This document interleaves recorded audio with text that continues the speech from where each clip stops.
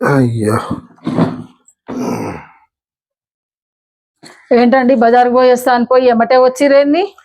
ఏం లేదు కవిత, ఇక్కడి నుంచి షాపింగ్ మాల్ వరకు చార్జ్ ఎంత అని కండక్టర్ని అడిగితే 2 పదులు అన్నాడు కవిత. మరి నా కాడనేమో సామాన్ తెచ్చుకుంటేందుకు అన్ని 500 నోట్లు, 100 రూపాయల నోట్లు, 20 రూపాయల నోట్లే ఉన్నాయి. అందుకనే మధ్యలోనే బస్ దిగి ఇంటికి వచ్చి చిల్లర తీసుకుపోదామని మళ్ళీ వచ్చిన కవిత. 10 రూపాయల నోట్లు రాదు నీ కాడు ఉన్నాయో?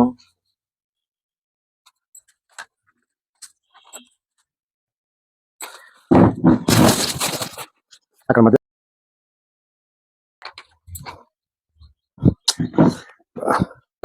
ఏమైందండి మళ్ళీ వచ్చిరేంది? ఏం లేదు కవిత, ఇందాక కండక్టర్ ఏమో 2 పదులు అన్నాడు ఆ చార్జ్. ఇప్పుడు ఈయనేమో 20 రూపాయలు అన్నాడు. మరి నా దగ్గర 10 రూపాయల నోట్లే ఉన్నాయి కదా అని మళ్ళీ ఇంటికి వచ్చి 20 రూపాయల నోట్లు, 10 రూపాయల నోట్లు అన్ని తీసుకుపోదామని మళ్ళీ వచ్చిన కవిత. అవి కూడా ఇయ్య రాదు?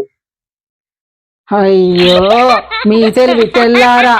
ఇటియండి, ఇక నేనే వెళ్ళి సామాన్ తెచ్చుకుంటా.